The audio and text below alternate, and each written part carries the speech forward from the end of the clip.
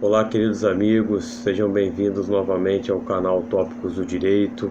Me chamo Rafael Wilson Loureiro Sten, sou advogado e vou com vocês hoje para um papo a respeito de prova, tá? Antes de mais nada, quero desejar a todos aí, para aqueles que foram infectados, uma boa recuperação, né, em relação ao Covid-19 e para todos aqueles que estão em casa, que assim permaneçam para evitarmos aí a curva crescente da contaminação dessa doença.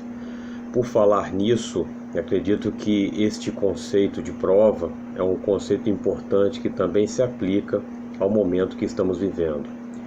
Por inúmeros problemas causados em vários setores da nossa sociedade, seja econômico, social, empregatício, inúmeras demandas serão apresentadas no Poder Judiciário.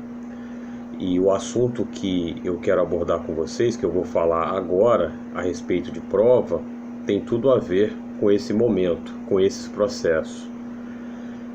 De um modo geral, não existe no campo do direito processual slogan de prova, ou seja, um assunto que se torne uma prova e com isso convença um juiz. Como muitos têm colocado, e acho que isso é um equívoco muito grande, a pandemia por si só não é a prova de que você sofreu um prejuízo. Ou seja, a Covid-19 dentro do Brasil vai gerar inúmeros problemas. E se eu precisar acionar o Poder Judiciário em uma demanda, eu preciso demonstrar, dentro daquele determinado contexto da minha causa, que aquele momento vivenciado a respeito da doença, da Covid, impactou o meu contrato, eu tive algum prejuízo, porque eu preciso influir na convicção do juiz. É assim que funciona o sistema processual brasileiro.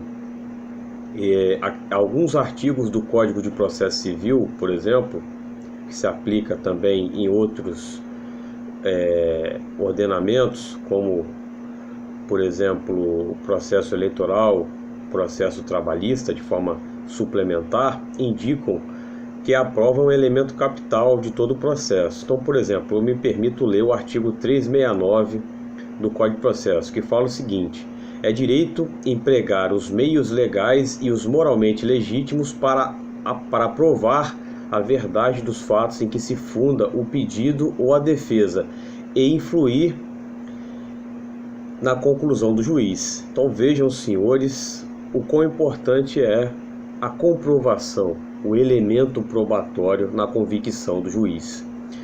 Então, se eu sou autor, se eu vou acionar o Poder Judiciário propondo uma demanda contra alguém, eu tenho o dever, de comprovar os fatos constitutivos do meu direito. Isso também é a letra da lei, artigo 373, inciso 1 do Código de Processo Civil.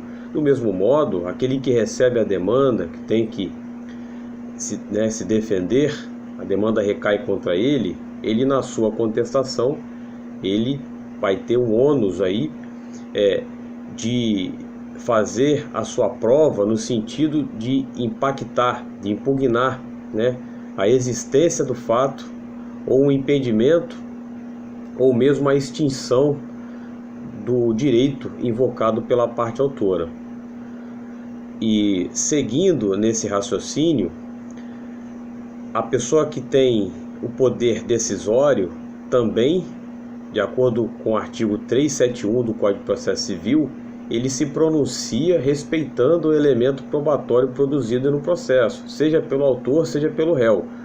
Porque esse artigo de lei, ele fala o seguinte: o juiz apreciará a prova constante dos autos, independente do sujeito que a tiver produzido, e indicará na decisão as razões da formação do seu convencimento.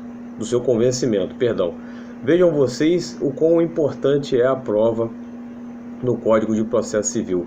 O juiz, ele não pode, no sistema que vige hoje, do novo Código de Processo Civil, invocar preceitos, invocar fatos, invocar qualquer situação como fundamento da sua decisão, seja ela qualquer, sem que isso tenha um vínculo direto com a prova que está nos autos.